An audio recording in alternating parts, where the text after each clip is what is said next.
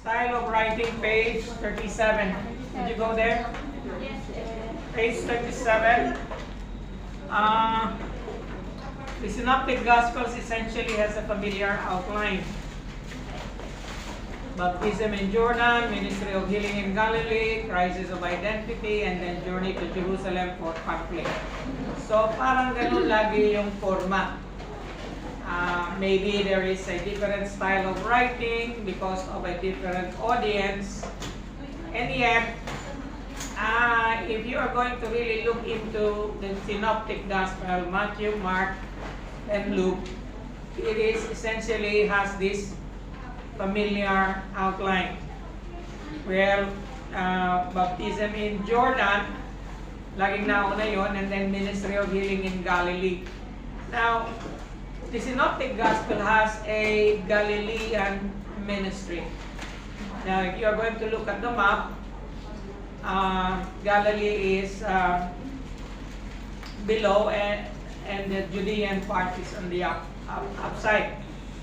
So, crisis of identity, meaning to say, the crisis of identity of Jesus.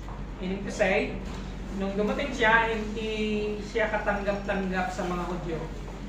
So, hindi nila tanggap yung kanyang identity that he is trying to project, being the Son of God, being coming from the Father. And to an average Jew, yung mga pronouncement ni Jesus is outrageous and against hindi naman against, but blasphemous. Meaning to say, he is saying something against what God is supposed to be. Whereas he is God, pero hindi nila tinatanggap na siya ay Diyos. So, yun yung crisis of identity. And then, the ending part is always a journey to Jerusalem.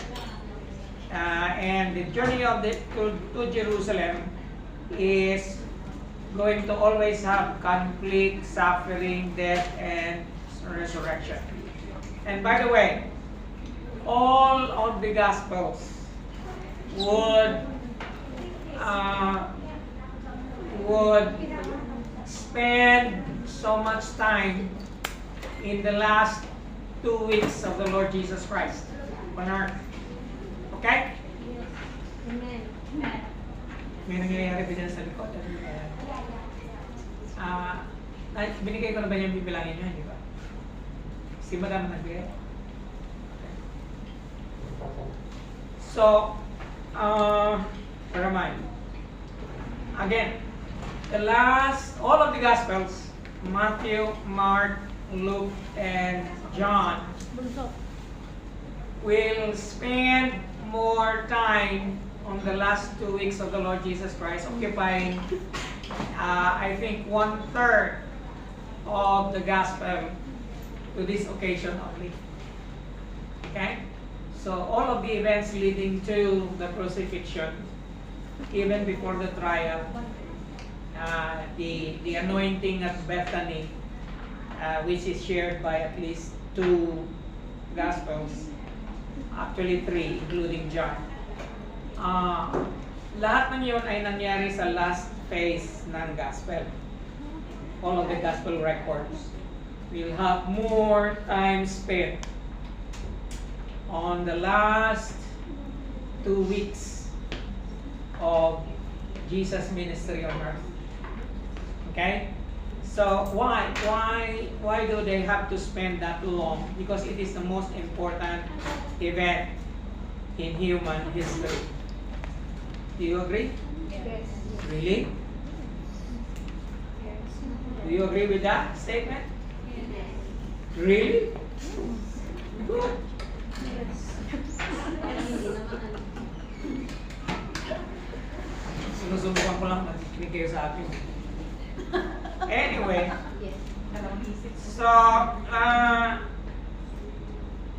Matthew, however, retells Mark's story in his own unique way.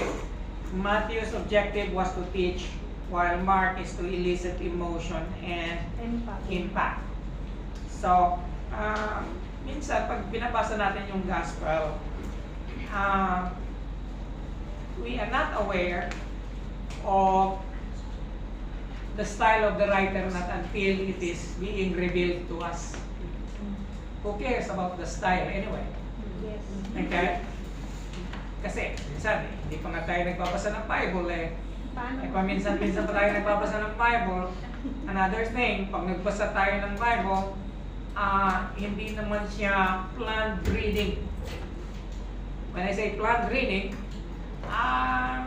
minsan nagbabasa tayo ng Bible because yung mga devotional pa ngayon, lalong-lalo na itong halimbawa, daily bread. How many of you have read daily bread? Minsan, they do not follow sequence. Di ba? Yes. Thematic siya.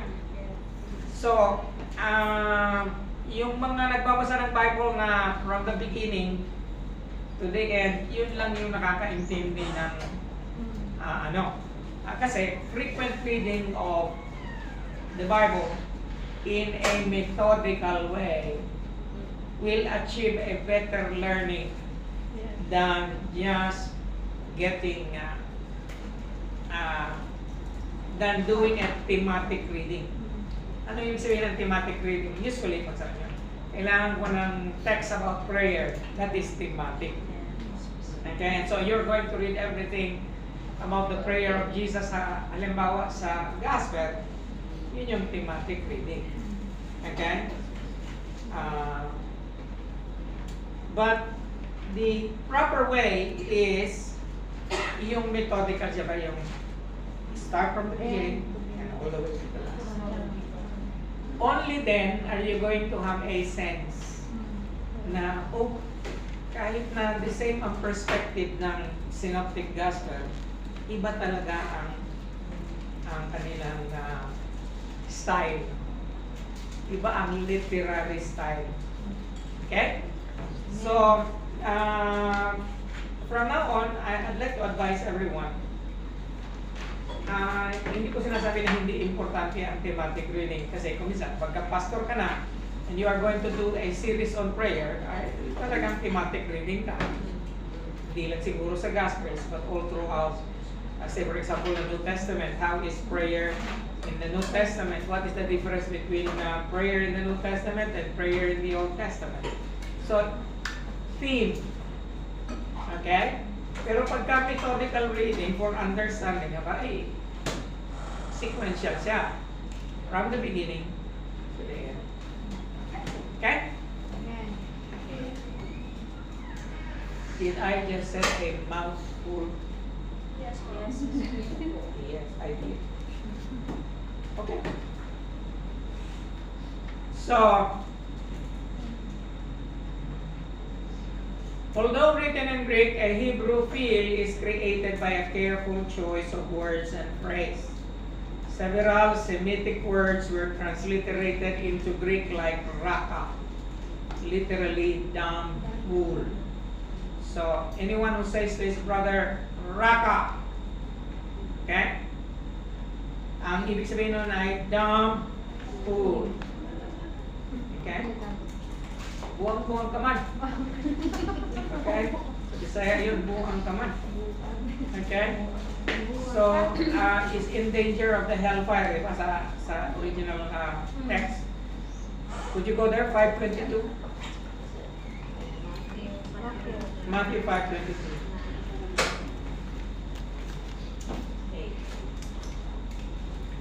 But I tell you that anyone who is angry with brother or sister will be subject to judgment.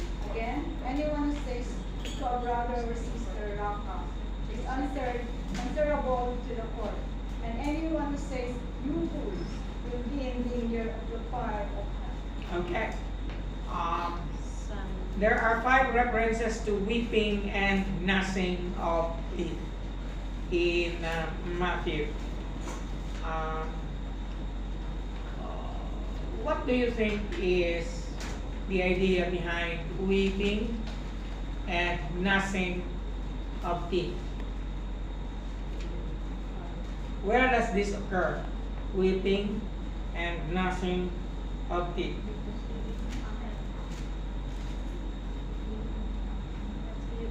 Usually this happens in hell. In hell you are going to weep and gnash. Meaning to say you are going to bite your own teeth. Okay? So what does it reflect?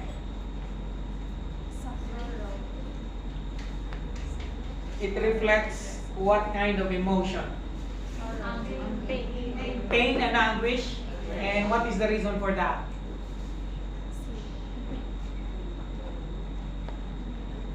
In vain repentance. Meaning to say, pagsisisi na wala nang huling pagsisisi. Okay? Yes, walang halagang pagsisisi kasi and walang saysay. And the only thing that you can do is weep and gnash your teeth. Okay?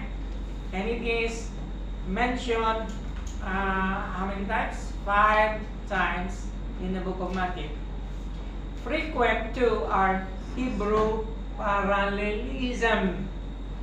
Now, pag narinig niyo yung word na parallelism, what comes into your mind?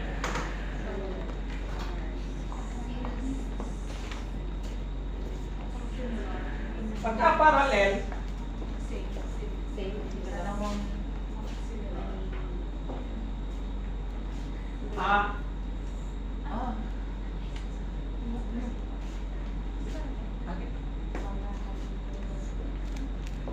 patay lang.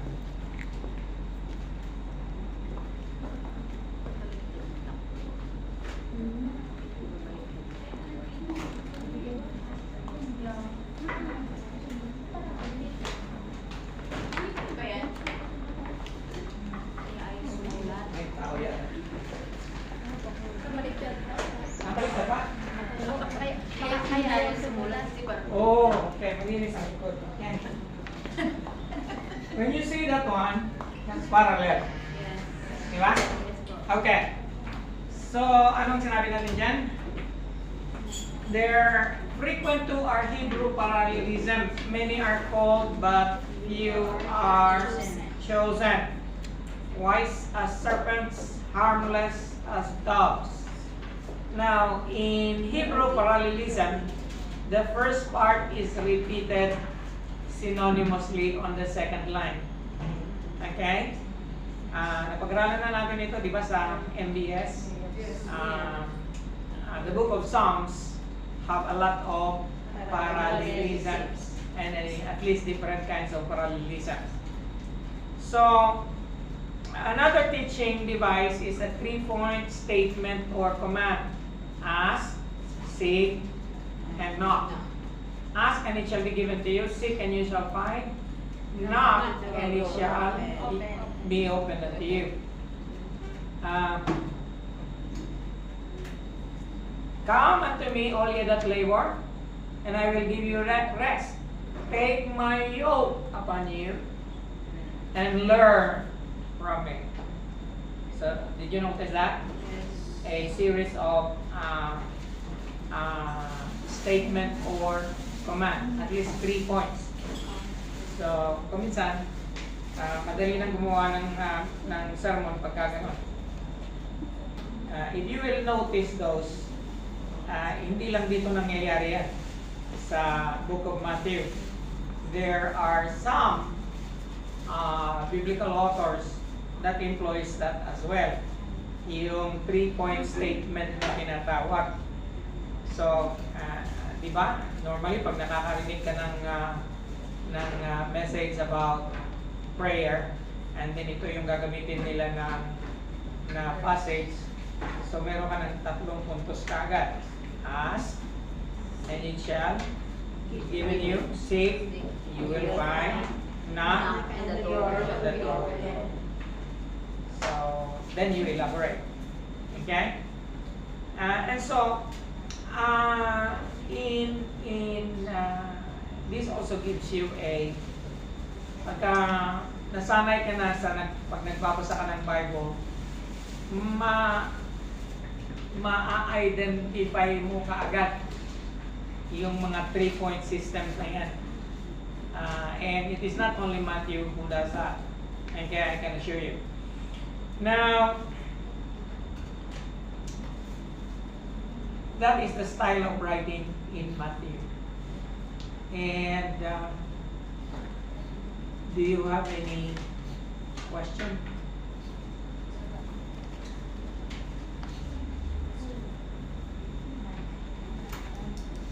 Wala. The fulfillment motif in Matthew's Gospel says, gives this formulaic phrase, that it may be fulfilled. So yun yung formula.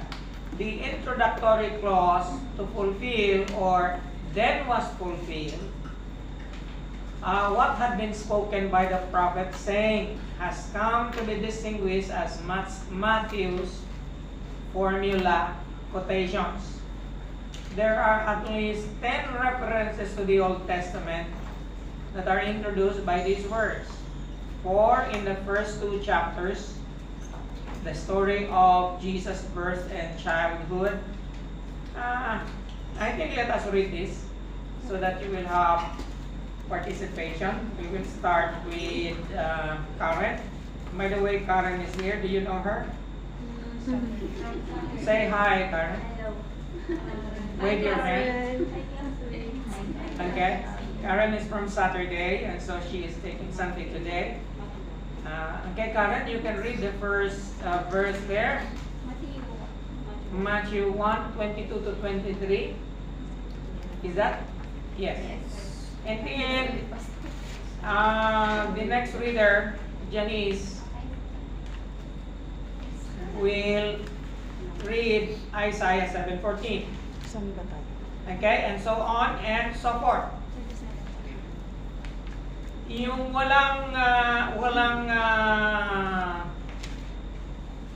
yung chapter at saka verse lang ang nakalagay, ang ibig sabihin yan, Matthew yan. Okay? Did you know that? Yes. Okay, so let's start with Karen. Matthew 1, chapter 1, verses 22 to 23. All this took place to fulfill what the Lord had said through the prophet. The virgin will conceive and give birth to a son, and they will call him Emmanuel, which means God with us. Okay, and that prophet is Isaiah. And that particular passage is found in Isaiah 7:14. What's that, Janice? Isaiah 7:14. Therefore, the Lord himself will give you a sign. The virgin will conceive and give birth to a son, and will call him Emmanuel. Okay, and we'll call him Emmanuel, which means God with us.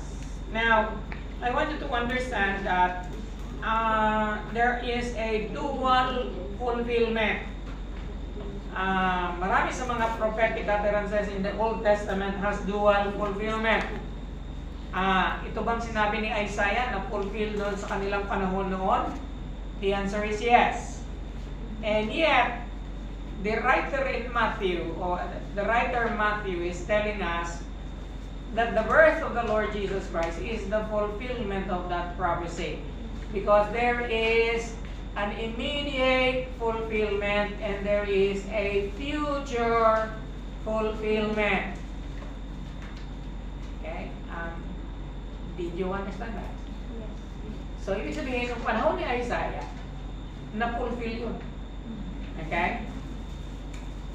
Ngayon, itong writer na si Matthew, sinasabi din niya na yung sinabi ni Isaiah in that particular time, na-fulfill sa ating panahon ngayon. Ayan? So there is always a two-part, hindi naman palagi na gano'n, but most of the prophetic utterances in the Old Testament has dual fulfillment. It was fulfilled during their time, and it is fulfilled in the future time. Paliwanag? Yes. Okay. Nagkakaintindihan na. Okay, next reader. Matthew 2:15, where he stayed until the death of Herod, and so was fulfilled what the Lord had said through the prophet. Out of Egypt I called my son. Okay, Hosea. Hosea 11:1. When Azrael was a child, love him, and out of Egypt I called my son. Okay. Can you imagine? I want you to notice something about this verse. It seems that this verse is, kung binabasa ito ng mga tao noong panahon ni Hosea, it cannot be understood even as a prophetic utterance. Pero para kay Matthew, dahil sinabi niya na out of Egypt I called my son, and he believes that Jesus is the Son of God, and so he is attributing this particular passage as a fulfillment. It becomes prophetic. Okay? And now, judging from what you are reading now and hearing, si Matthew, okay, wait, do not miss this one. Si Matthew, who is a tax collector, for him to say that particular passage is the fulfillment of Jesus going to Egypt and back, because out of Egypt I called my son. Now this give you a realization na ang mga tao noon na katulad ni Matthew are well versed in the Old Testament scripture. Ibig sabihin, kahit na hindi siya rabbi, kahit na hindi siya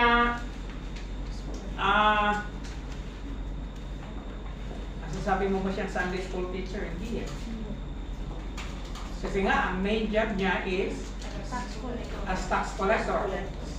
Kanya lang being a tax collector, he is also a devout Jew. Masasabi mo bang ikaw ay devout Christian? Kasi pagka ikaw ay devout Christian, you would love to read the Word of God. And because this devout Christian who turned and who became a disciple of the Lord Jesus Christ, okay, he being inspired by the Holy Spirit, he said, oh, ito na yung binasa mo. Okay? Habang nagme-meditate ka sa Panginoon na binabasa mo ang Torah, nakita mo, sinabi ni Hosea, out of Egypt I called my son. Oh, ito na nga. Kasi nga si Jesus is the Son of God, and he went to Egypt and then he came back. So that the scripture may be fulfilled. You notice that? Kasi kung alam mo, pagka-regular ka lang nagbabasa ng Bible, minsan, when I first read this particular passage, nagkulot yung aking noong sabi ko, bakit yung particular, it's something that is nothing. Yet out of the blue, Matthew says, that is the fulfillment of an Old Testament promise. Okay? Now, chapter 2, verse 17 to 18, what does it say? Chapter 2, verse 17 to 18, then what was said through the prophet Jeremiah was fulfilled. A voice is heard in Ramah, weeping and great mourning, Rachel weeping for the children and refusing to be comforted because they are no more. Okay, again, not the death of those infants during Jeremiah's time came to pass. And yet, Matthew is saying that when Herod killed all the infants in Bethlehem, this is the fulfillment of that particular scripture. Of course, makibasa na yung sa Jeremiah 31:15. Jeremiah 31:15, this is what the Lord says. A voice is heard in Ramah, mourning and great weeping, Rachel weeping for her children and refusing to be comforted comforted because they are no more. Okay. Now the children that were mentioned there were Rachel. Now Rachel is Weeping for her children. in history, in Jewish history, Rachel is who? The wife of Jacob, right? Yes. And of course, Rachel and Jacob has only how many sons? Sinong anak ni Rachel at saka ni Jacob?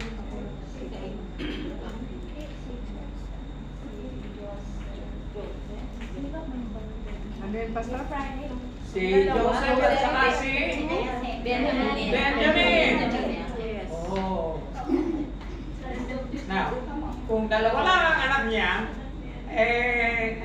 sabi ng prophetic utterance, Rachel's children. And then, Rachel cannot be comforted because they are no more. So, hindi naman si Jacob, hindi naman si Joseph at saka si ang namatay. Kasi, it's just saying that because these are the tribes of Israel, the next generation of Israelites, their children were massacred. Okay, and I can assure you, there is a point in history that this has happened, and yet, dual fulfillment nga nangyari ulit nung dumating si Jesus. And Rachel, as if Rachel was mourning that night, perhaps, when the time when the babies or the children were killed by Herod's forces, there was a cry heard in Bethlehem, and they refused to be comforted because they are no more. Okay? So, ano yung 2:23? And he ran in a town called Nazareth. So was fulfilled what was said through the prophets, that he would be called a Nazareth. He would be called a Nazarene. Okay. Anyway, or again in the section that describes Jesus' public ministry outside Jerusalem. Matthew 4:14 to 16. Next reader. Matthew 4:14 to 16, to fulfill what was said through the prophet Isaiah, land of Zebulun and the land of Naphtali, the way to the sea along the Jordan, Galilee of Gentiles. The people living in darkness have seen a great light, and those living in the land of the shadow of death, a light has dawned. A light has dawned. That is Matthew 4, right? Yes, Pastor. See Isaiah? What does Isaiah say? Receiving 8:22.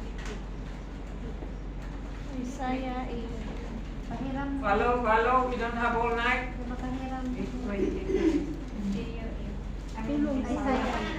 Isaiah 8:23 verse. Isaiah chapter 8. 8:23. The one who's going to read 8:17, get ready, and also Isaiah 53 verse 4. Okay? So now Isaiah 8:23, what does it say? There is no gloom where there has been distress, where once he degraded the land of Zebulun and the land of Naphtali. Now he has glorified the way of the saints in the land across the Jordan, Galilee of the nation. Chapter 9 verse 1, tapos na? 9 verse 1. Nevertheless, there will be no more gloom for those who were in distress. In the past, he humbled the land of Zebulun and the land of Naphtali, but in the future, he will honor Galilee of the nations, by the way of the sea beyond the Jordan. Is there any resemblance? Pastor, yung 8:23 wala naman. Hanggang 22 lang. Hanggang 8:22 lang? Oh, bakit binasa niya? Magkaiba kayo ng Bible? Wala po sa Bible, pero sa cellphone meron po. Meron? Okay, that might be an editorial, alam niyo sa Bible, okay, here is something that I want you to understand. Okay, listen. There are times that in the new translations, kaya merong iba nagreklamo, bakit nawala yung ibang verses sa NIV? Yes. Okay, and so kinokondemn nila yung mga Bible translators. Sabi nila, balik tayo sa King James Version, yun lang talaga ang totoo na Bible kasi walang dagdag bawas. Bible translation is not an exact science. I'll say that again. Bible translation is not an exact science. Okay? Bakit? Kasi every time that there is an older manuscript of the Bible that will come out, that is going to supersede the later manuscript. So, pag nangyari na may natagpuan sila, and every now and then there is an older manuscript that would surface, di naman palagi, but the most important manuscript that ever surfaced was the one they found in Israel in the Qumran in the Qumran caves, and there is an intact Old Testament scripture from Genesis all the way to the last book, except the book of Esther. And they found out that this is a much older manuscript than the ones that has already been used in translating other translations. So they compare it and they said, oh, in the oldest translation, this is not included. And so makikita mo minsan sa mga bagong Bible ngayon, naka-italic yung or just like now, yung iba nagsasabi, bakit may verse 22 at 23 itong akin, yung sa'yo wala. Okay? Now, dahil nga sa translators. Okay? Now, does it change the authority of the biblical canon? It does not. Not unless it is going to change the fundamental doctrines that we believe, then that is a big problem. But it does not. The only thing that it changes are few words perhaps. Kasi nga, yung mga nangungopya ng Bible noon, malay mo, inaantok na.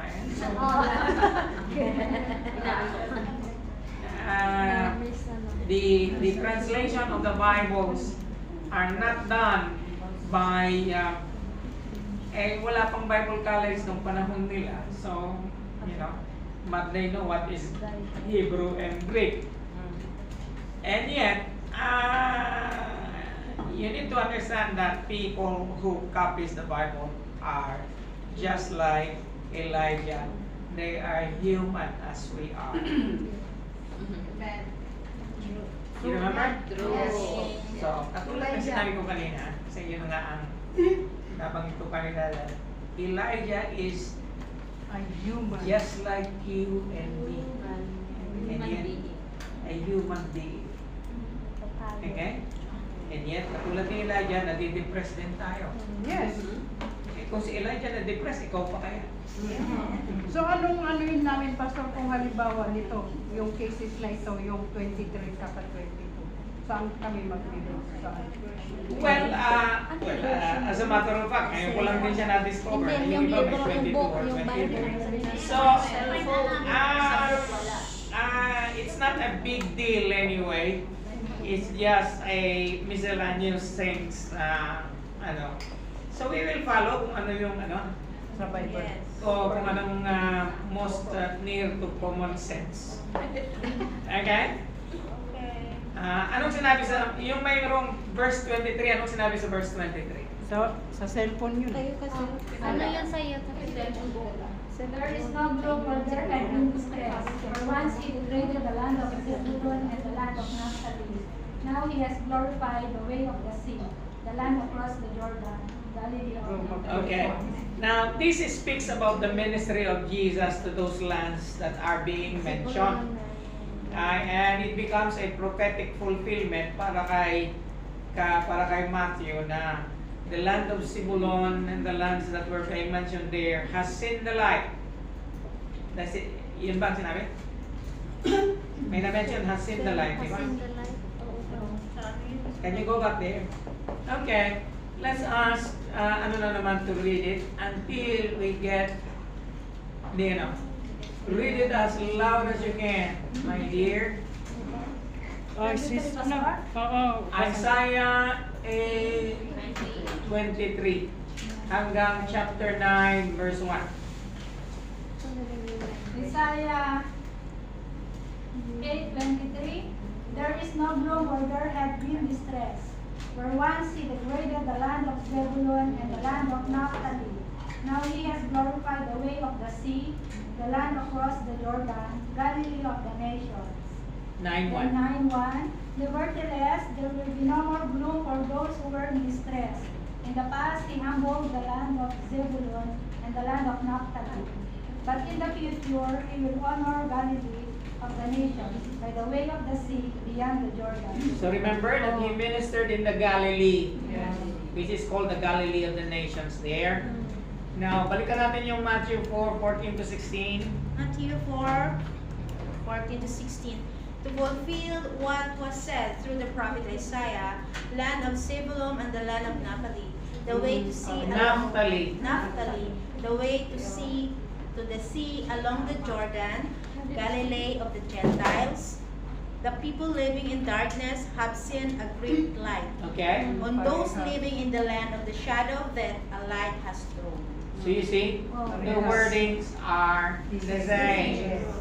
Okay? More gloom for those who were in distress. So sabi niya, ito na yung sinasabi ni Isaiah na ang Zebulun at saka Naphtali ay nakakita ng liwanag. Eh, bakit nasabi niya yun na fulfillment sa panahon ni Jesus? Sapagkat si Jesus ay nag-minister sa Zebulun at Naphtali, and we consider him as the light of the world. Diba? Yes. Zebulun and Naphtali, Pastor, part of Galilee. I think so. Tignan natin sa mapa. Next, 8:17. Matthew 8:17. This was to fulfill what was spoken through the prophet Isaiah.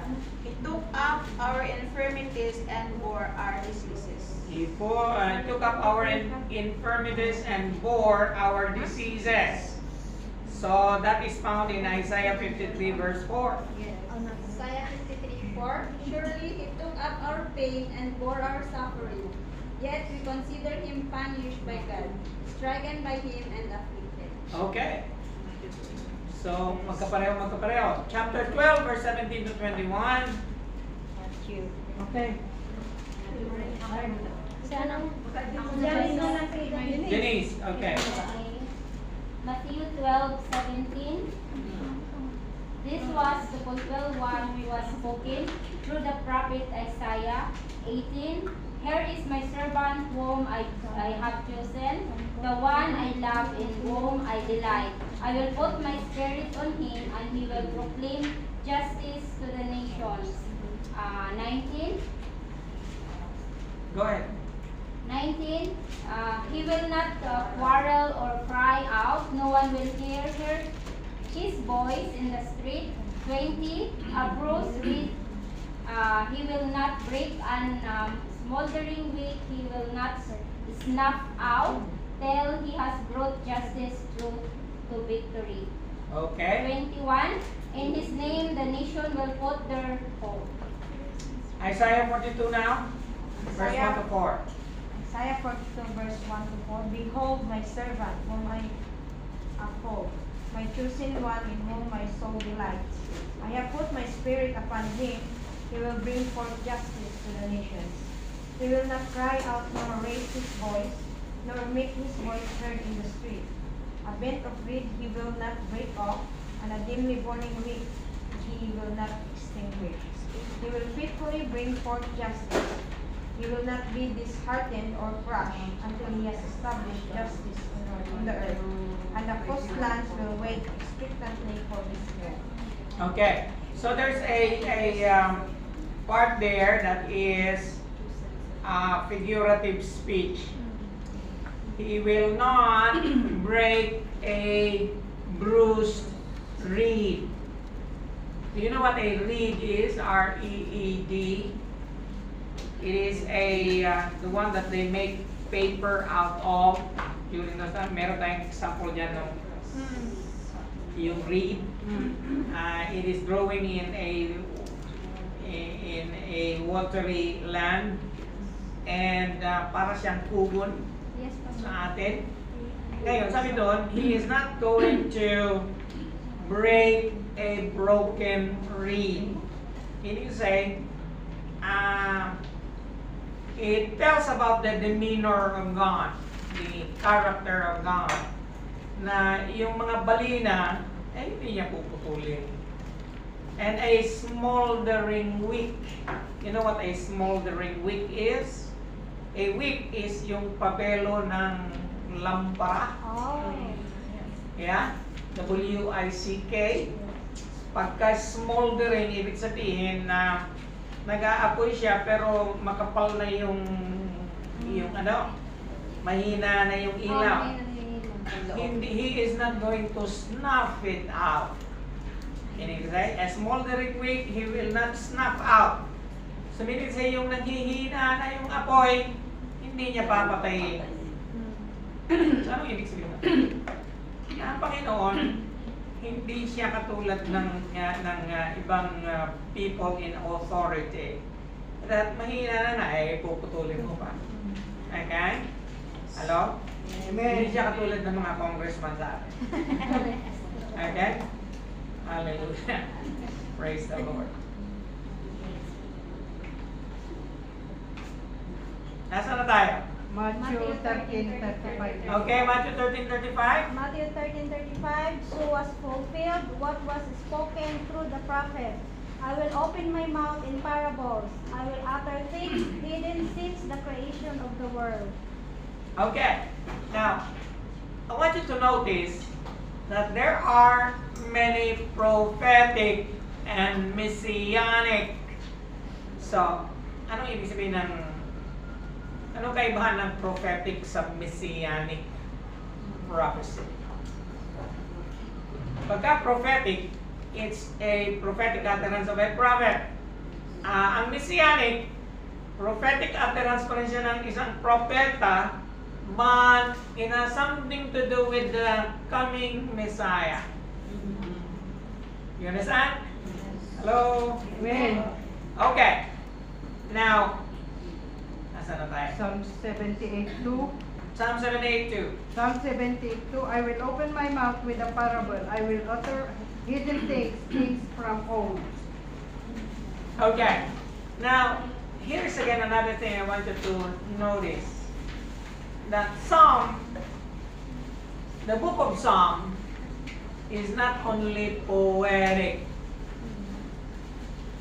it is also prophetic. Kasi ang designation ng Psalm sa ating pag-aaral ay poetic literature. But in this poetic literature, which is the book of Psalms, are many messianic prophecies ascribed, especially if the psalm is spoken of by David. Now, later on, you will find that napakaraming, say for example, one of the prophetic utterances in the book of Psalm is this.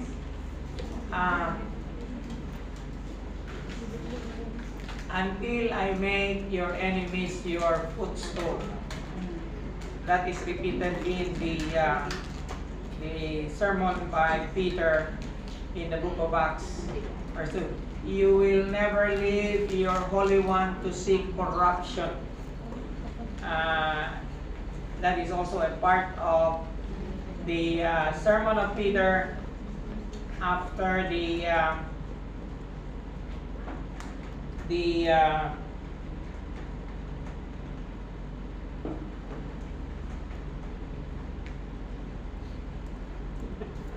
mayroong visit. Nawawala eh. After when the Holy Spirit came. the baptism of the Holy Spirit, the pouring out of the Holy Spirit on the day of Pentecost. Diba, Peter made a sermon, and he mentions a couple of maybe 2 or 3 messianic psalm. So ang Salmo, hindi lang siya poetic literature. There are also parts of the book of Psalm that is prophetic. Kanya lang, pagka nga hindi ka nagbabasa at saka hindi ka nag-aral, hindi mo siya madidistinguish. So para sa iyo, ang Psalm is just a song.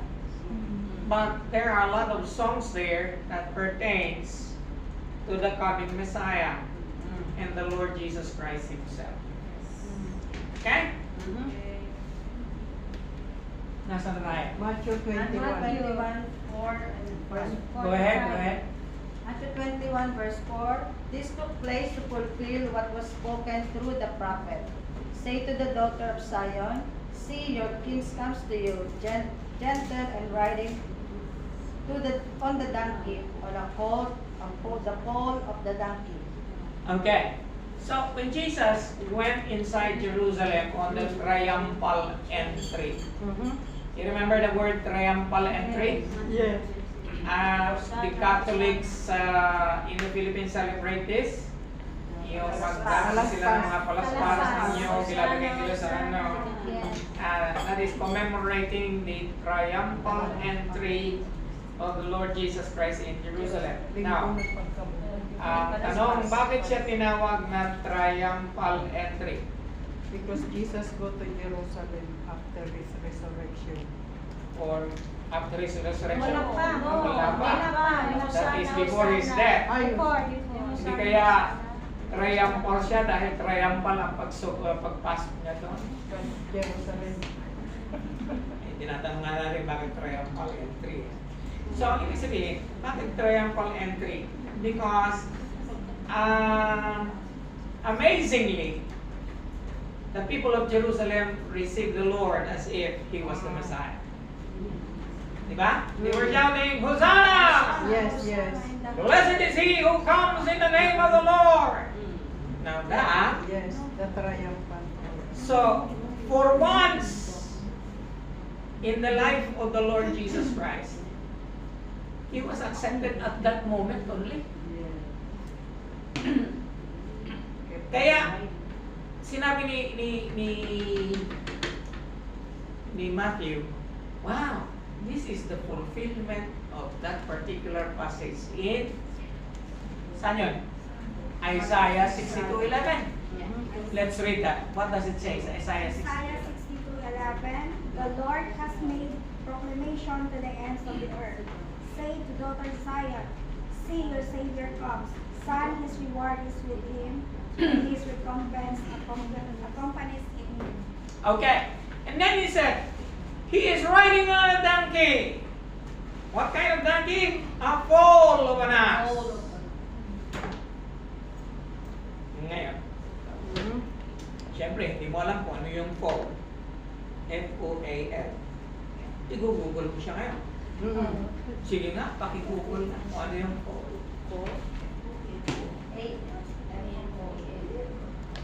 Ano yung foal? Young horse. Baby horse. A baby horse? Yes, Okay. young horse. Pero donkey ang pinag-uusapan eh. So, Young horse. the baby, okay? Donkey. Donkey. Okay.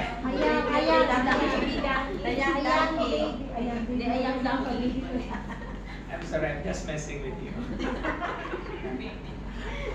So, I want you to notice that Matthew is so is so to the details. Nasabi niya, this Messiah that is coming to you is going to come riding on a donkey. And he said, it's not just a donkey, it's the foal. It's the of baby a donkey. Okay? Now it signifies lordship, it signifies kingly, kasi noong unang panahon, pagka papasok ng and you are going to be greeted by you are supposed to be riding on a nice horse, or maybe in a carriage, but the Lord Jesus Christ went in a humble circumstances. And instead of riding on a horse, he was riding on a foal of a donkey. Okay? Now that can be found in Zechariah 9:9. What does Zechariah 9:9 say? Zechariah 9:9, the coming of Zion's king. Rejoice greatly, daughter Zion.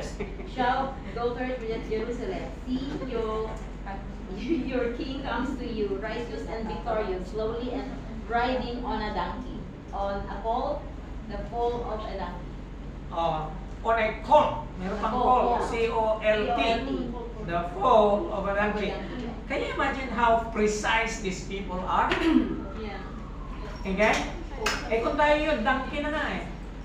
Mabatang donkey yan, o malaking donkey. Donkey pa rin.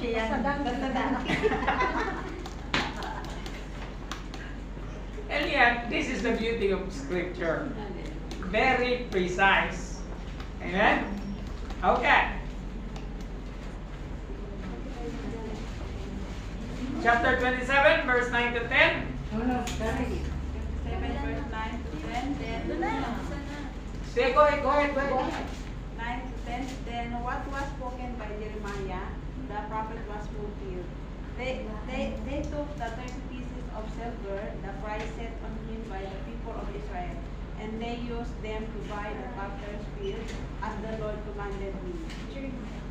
Okay. So, maging yung 30 pieces of 30 or 35 pieces? 30. 30 pieces. Yung 30 pieces of silver na naging pabuya ni Judas is mentioned in the scripture. Now, here is the amazing thing about scripture. It is being fulfilled during the time of the Lord Jesus Christ. And nobody, hindi mo pwedeng sabihin na stage siya. Hindi mo pwedeng sabihin na sinadya ito ng mga pari para ma-fulfill yung scripture. No. It happened without the help of anyone, without being staged by someone, without the aid of the Pharisees. No. It happened as it should. And that is the reason why Matthew boldly would say that this happened so that the scriptures might be fulfilled. Where is that? Zechariah?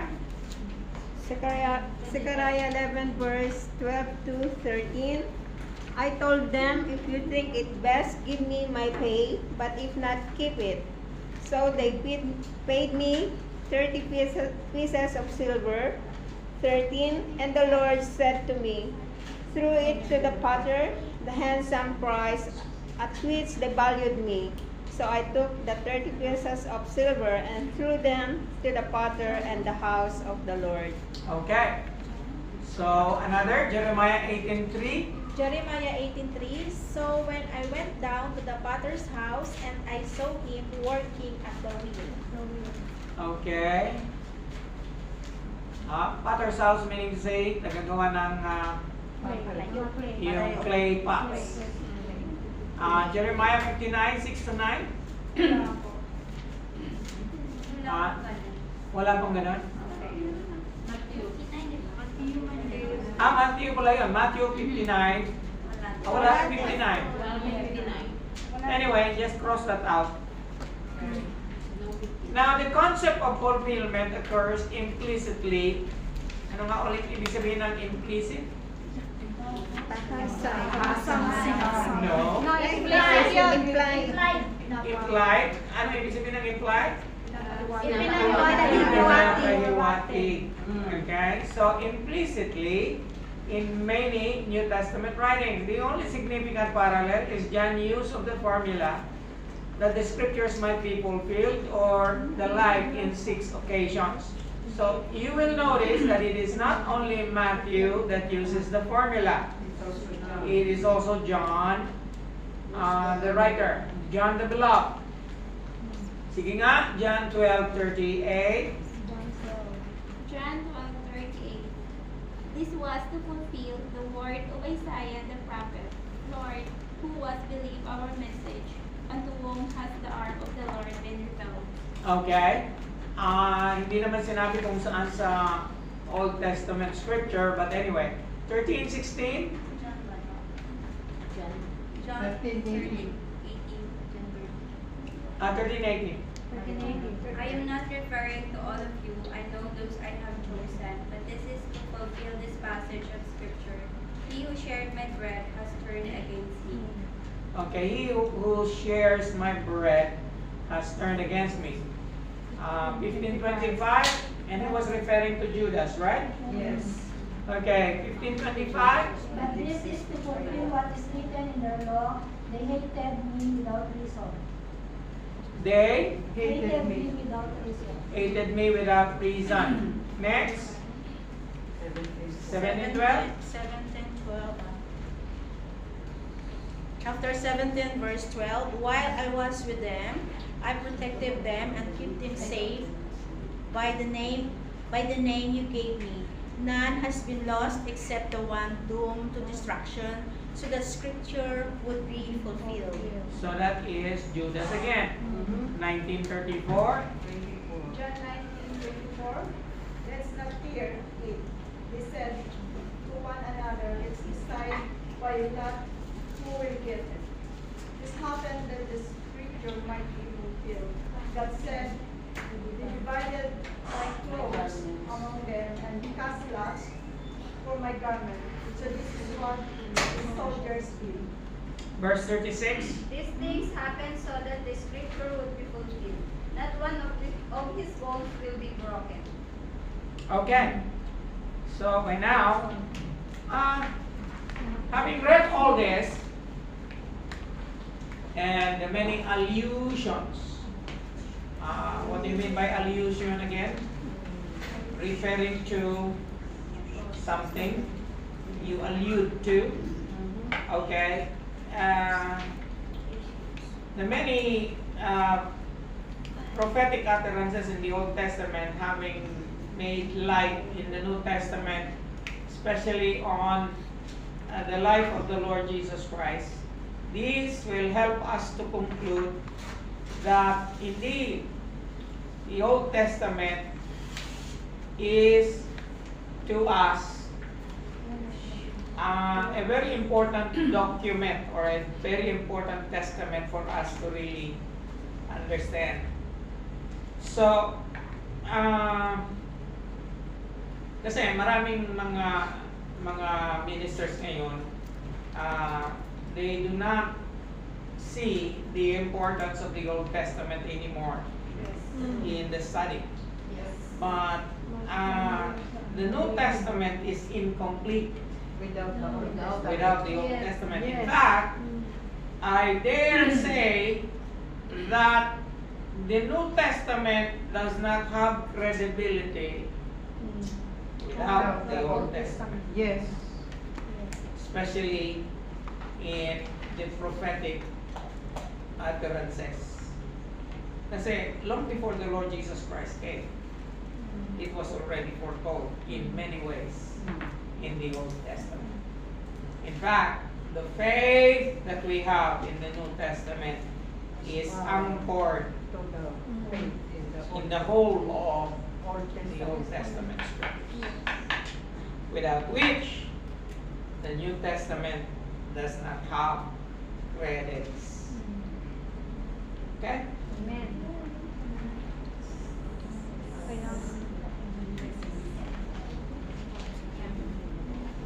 Wow.